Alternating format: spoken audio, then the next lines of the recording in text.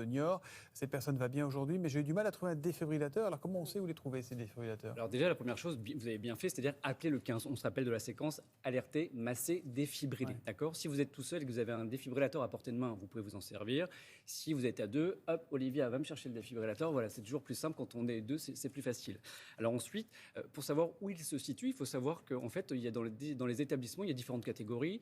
Et il faut savoir que dans les gares, vous avez un défibrillateur, dans les établissements sportifs, dans les refuges de montagne.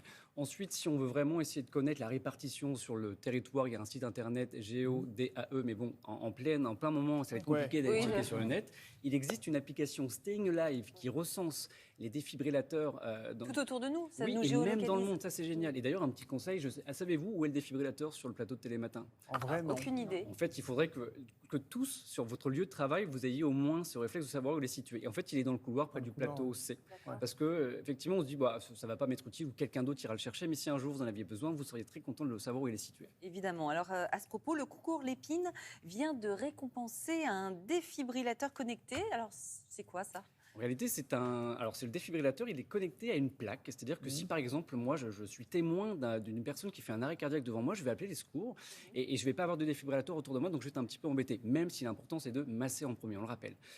Et donc, en fait, les secours... masser sur de Staying Alive. Hein. Exactement.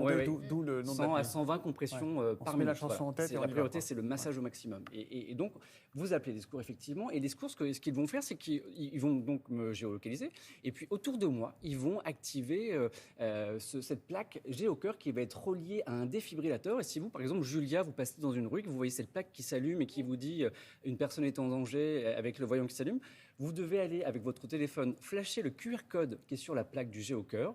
Et cette plaque, elle va vous permettre en fait de me localiser, de vous dire bah voilà, il faut se rendre à tel endroit avec le défibrillateur. On a besoin de vous parce qu'une personne est en danger. Et c'est dur à utiliser un défibrillateur? Non, ça, tout est hyper simple. C'est-à-dire que vous ouvrez le capot, vous posez les deux patchs, tout est hyper très bien décrit. Vous appuyez sur le bouton et la machine elle vous explique tout et quand faire, quoi faire.